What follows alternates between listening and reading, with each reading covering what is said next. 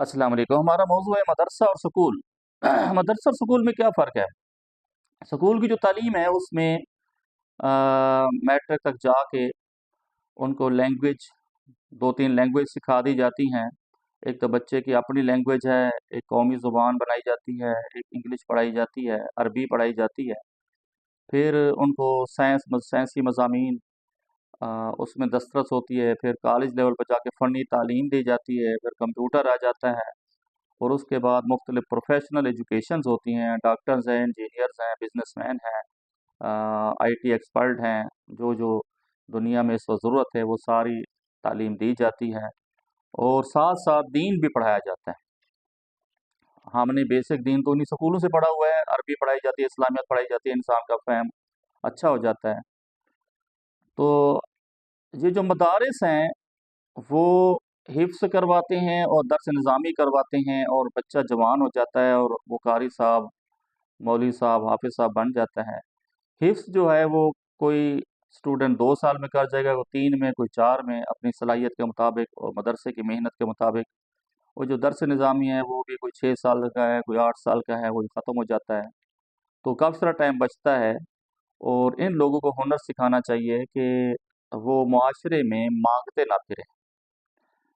एक स्कूल है वो जनाब प्ले नर्सरी प्रेप क्लासेस से लेके 4th क्लास तक बेसिक हदीस और फिक्र पढ़ाता है, नाजरा कुरान पढ़ाता है। और फिर 5th क्लास से 10 तक 18 पारे का हिफ्ज़ कराता है। एक पीरियड डेली होता है और उसमें मैक्सिमम मार्क्स लेना 80-90% लेना ज़रूरी होता है। इससे बच्चा जब पूरा कुरान तर्जमा पढ़ जाता है, फिर वो 5वीं क्लास से 7वीं क्लास तक 4 बेसिक सब्जेक्ट पढ़ा के कुरान का तर्जमा कराते हुए बच्चे को हिफ्ज़ कराते हैं, और 8th में उसकी रिवीजन चलती है और बाकी तमाम सब्जेक्ट 8th क्लास के पढ़ाए जाते हैं। 9th 10th साइंस सब्जेक्ट से पढ़ता है, फिर कॉलेज में जाता है, वो गवर्नमेंट में हो या उसी कॉलेज में हो।